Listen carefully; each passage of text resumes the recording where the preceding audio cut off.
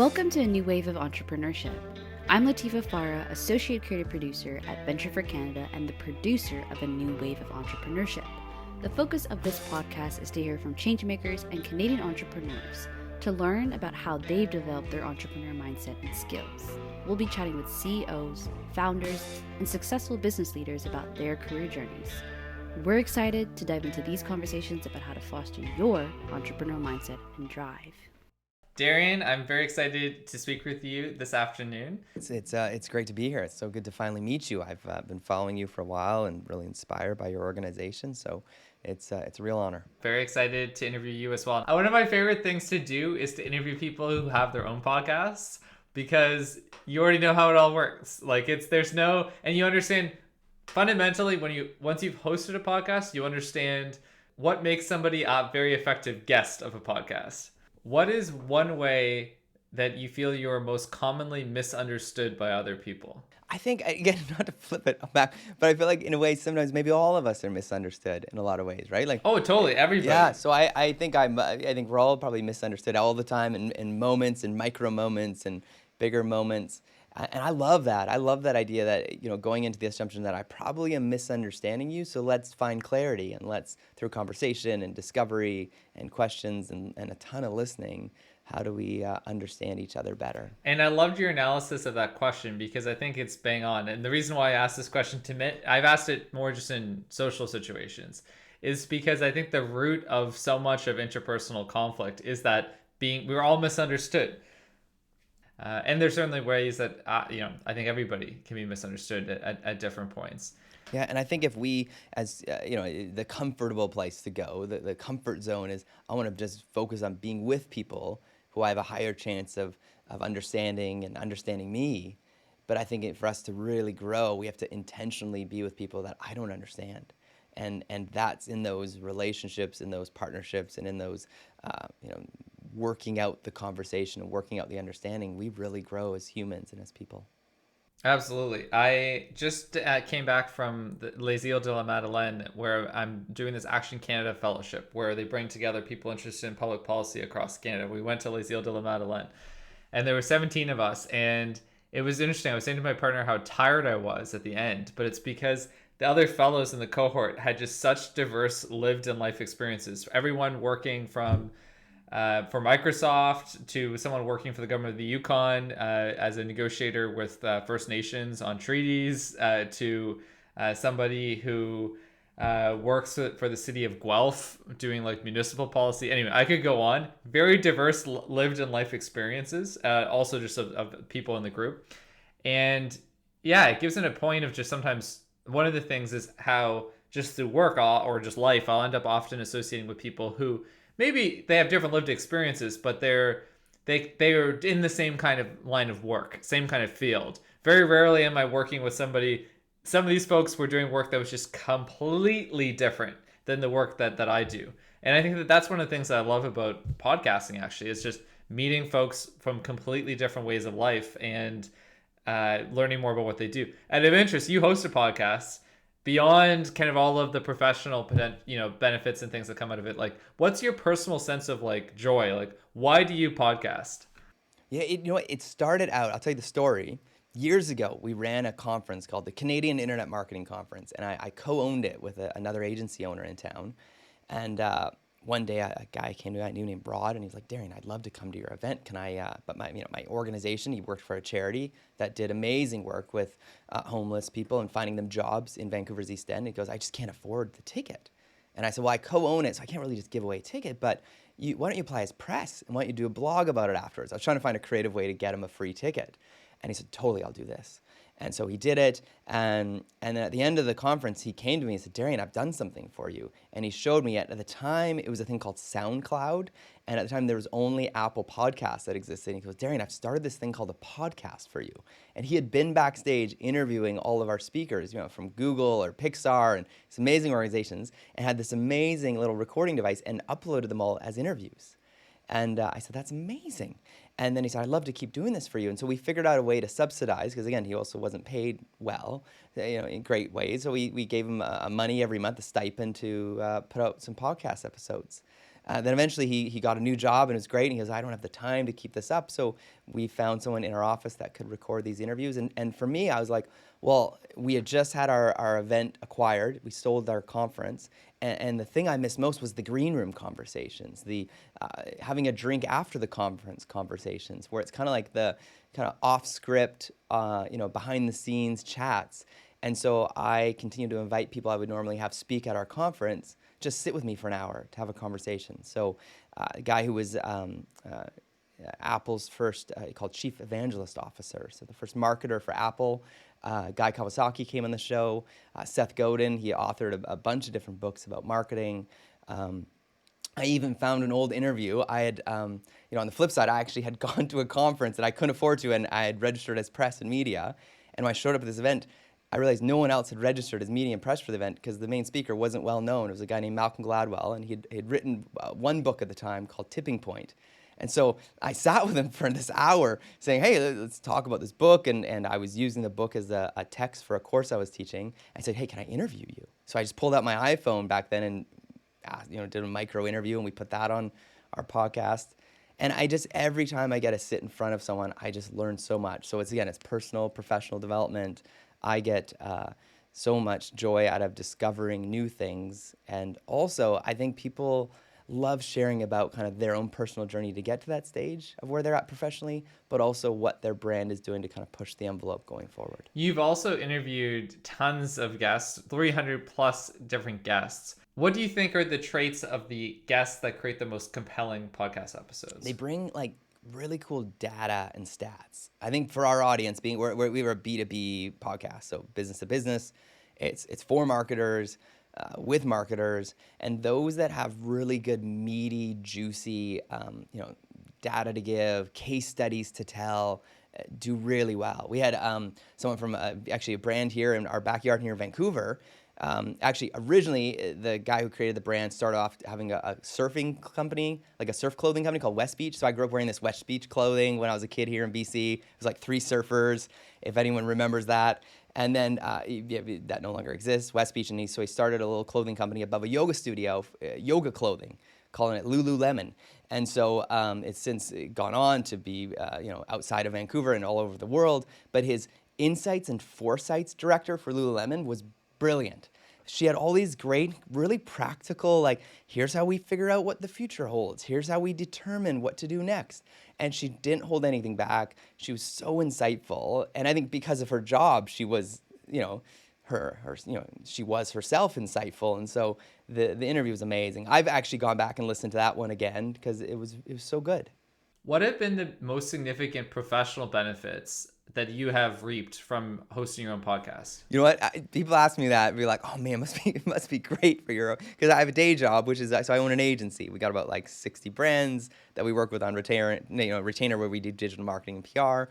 And I realized 2 things. One is my agency during the day is like a mid-market, kind of low-market agency. We work with small businesses, local businesses in 4 or 5 locations. Once in a while, 7-Eleven will hire us to do a PR launch, or Vistaprint might bring us in to do a project.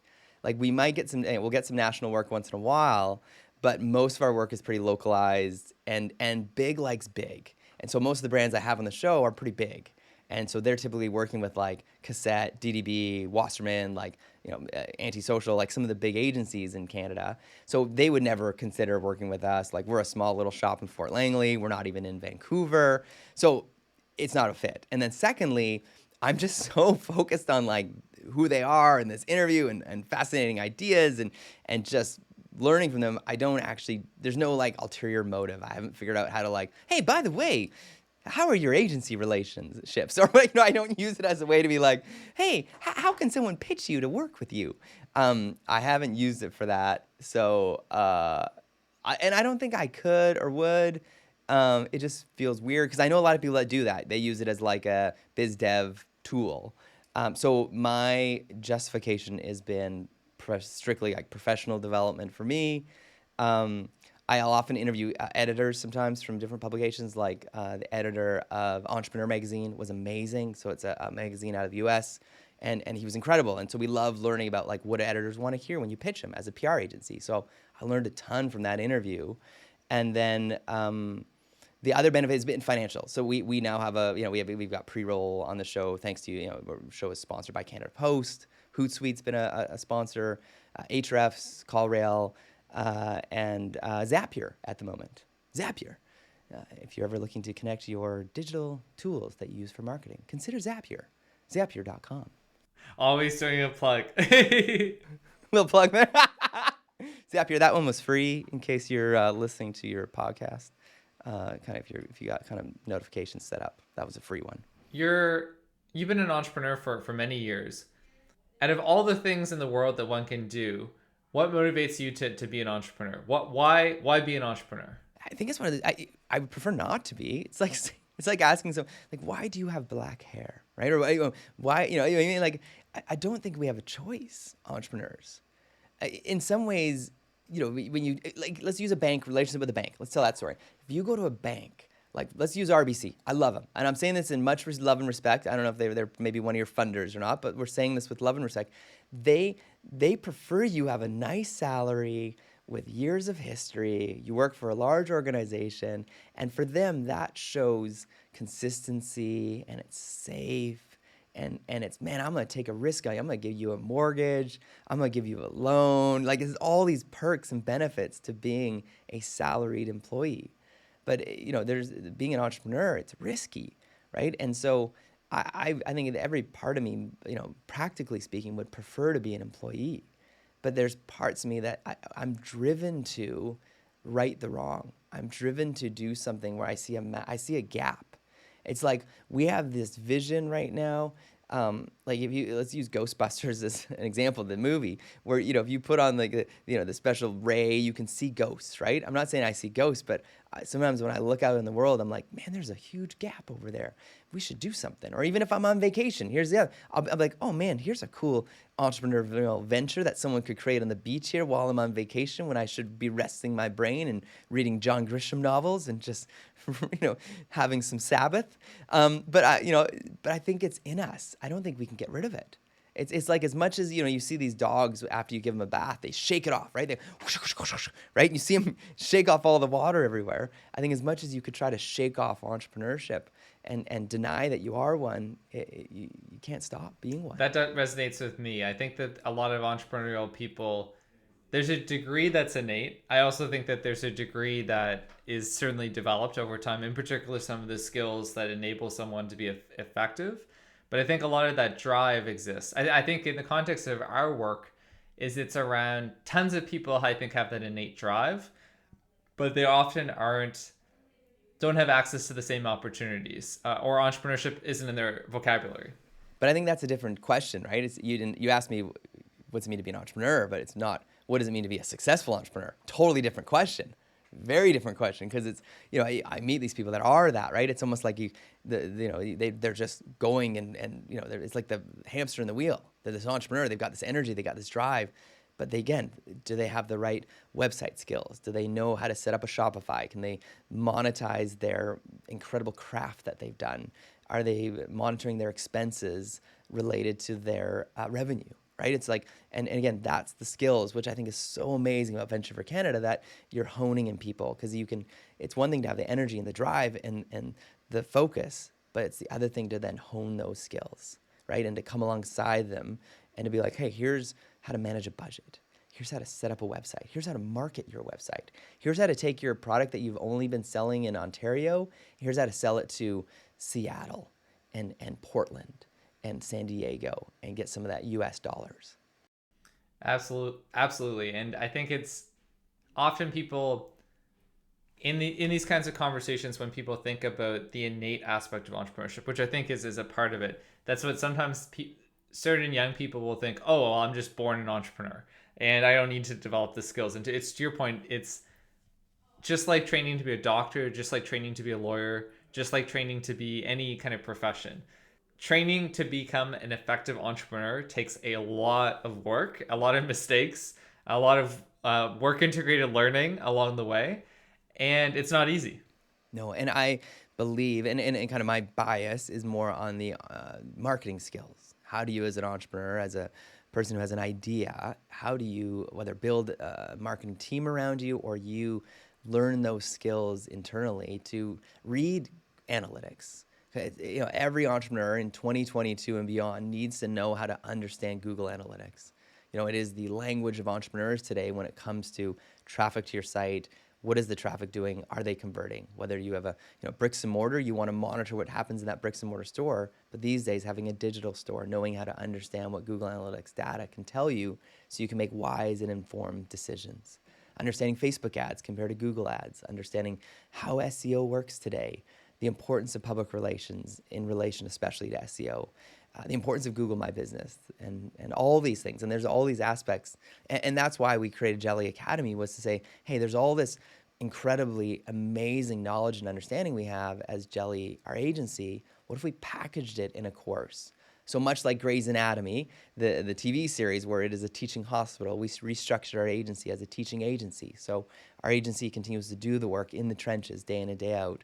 But then people can come alongside our agency through Jelly Academy and learn kind of in real time what's new, what's fresh, what's current, that can be applied for growing their business today. What do you think is one trait that makes someone particularly successful as a marketer? Curiosity. They're curious about the SEO algorithm. They're curious about what's next for Instagram. They're curious about what is analytics telling them about that move, or why did we see this influx of traffic here, but why did they not make a purchase? Curiosity would be number one. And number two, to quote Miss Frizzle from the Magic School Bus, people who are willing to get messy, make mistakes, and have some fun. And that's some of the best advice that Miss Frizzle could give all of us as entrepreneurs, people that are willing to just try things and experiment. Or, there's an old thing where you used to be able to, if you wanted to see if your spaghetti was ready, you'd throw the spaghetti up on the ceiling to see if it would stick, right? It's like, let's just throw spaghetti. And especially these days with social media and digital ads and SEO and PR, you can literally, even more than ever, you can throw things up against the ceiling, the spaghetti, and see what works. And then you could test it. And the data from Google Analytics allows you to see, was that successful? Did it work? You use a tool like Ahrefs to see, okay, is that increasing our SEO ranking now that we got that great backlink? So it's being able to use all these amazing, available, affordable tools to help grow you and hone your business. What are the pros and cons of a young person who wants to begin their career in marketing, choosing to begin their career in a marketing agency? Yeah, the pros are, especially, it depends again if you want to go marketing brand side or agency side. If you go brand side, you're going to learn the focus of one industry, whether it's B2B or maybe it's just retail, and you're going to absorb kind of best practices for that vertical and that industry and what works, what doesn't. You're going to see how to structure a larger team, most likely. But if you go agency side, one of the benefits is that you're going to see what it looks like to market maybe 12 different brands. You could be on 12 accounts or 20 accounts, 12 different verticals, 12 different industries. And then you might even learn, I actually really love this industry. I love, sports and entertainment, or I love tourism, or I love, hospitality. And it allows you the chance to say, man, I really love that industry. And you get a test before you buy and before you kind of venture out into that venture you think is for you. So that's the perks there. I'd say the cons would be every month you wait with your amazing idea is another month that someone else could start it instead of you, or another month that you could be missing that moment, that moment your business needs to exist for the world to see. So those would be the pros and cons. It's been a fascinating conversation, Darian. We have covered a really wide range of topics, from talking about how your Indigenous heritage impacts your perspectives as an entrepreneur, to whether entrepreneurship is innate and how you kind of develop entrepreneurial skills over time. And at the beginning of our conversation, thinking back about the ways that we're all misunderstood by other people and why communications is something that's so key in life. It's been a real pleasure speaking with you today, Darian. That's it for this week's episode of A New Wave of Entrepreneurship. Stay connected with us via our social and our email list. Subscribe to us in your favorite podcast app so that you don't miss our next episode. If you have feedback on today's episode, tweet us at Venture4Canada. That is Venture, the number 4, Canada, or email us at podcast@venture4, that's spelled FOR, Canada.ca. We'd love to hear from you. Thanks for listening. I'm Scott Stewart, And until next time, stay safe, stay motivated, and stay grateful. A New Wave of Entrepreneurship is produced by Latifa Farah. Editing and mixing also done by Latifa Farah. Erica Ormanston is our editorial assistant.